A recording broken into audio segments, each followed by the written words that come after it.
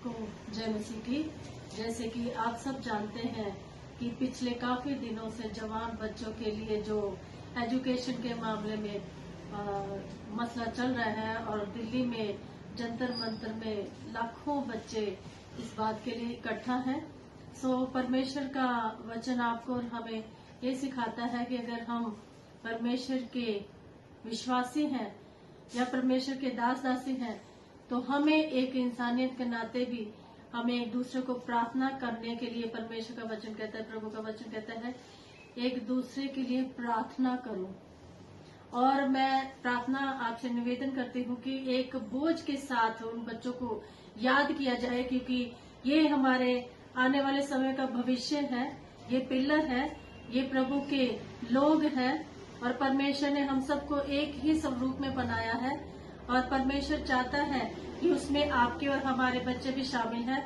और बड़े बोझ के साथ आप उन बच्चों को और अपने बच्चों को भी याद रखें। इसमें हमारे भी बच्चे थे जिन्होंने इस नीट के एग्जाम को किया और बहुत सी गड़बड़ियां देखने को मिली है। और परमेश्वर के वचन के अगर अनुसार चलो तो परमेश्वर का वचन कहता है कि धर्मी जन की प्रार्थनाओं से बहुत कुछ हो सकता है।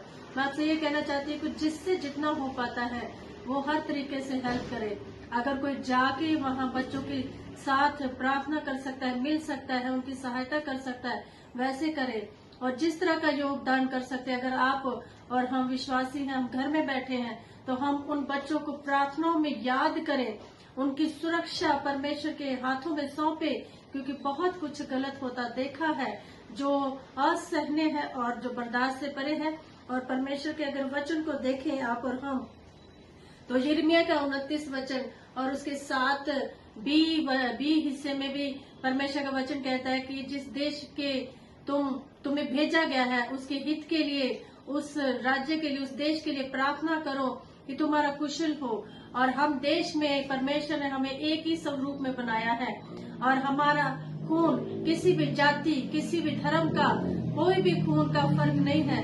हम सब परमेश्वर के स्वरूप में रचे गए हैं और परमेश्वर हम सब से, उन सब से प्रेम करता है जिसने उसने इंसान के रूप में बनाया है।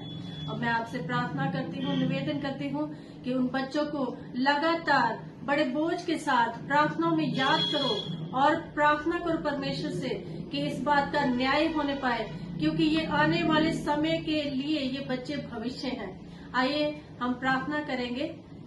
स्वर्गीय पिता, आपका धन्यवाद करते मेरे परमेश्वर, राजा के राजा, प्रभु के प्रभु, आपका धन्यवाद करते मेरे परमेश्वर। उन सब बच्चों को प्रभु आपके सुरक्षित लहू में ढांपते मेरे परमेश्वर। और मेरे परमेश्वर जितने भी बच्चे मेरे परमेश्वर एजुकेशन के मामले में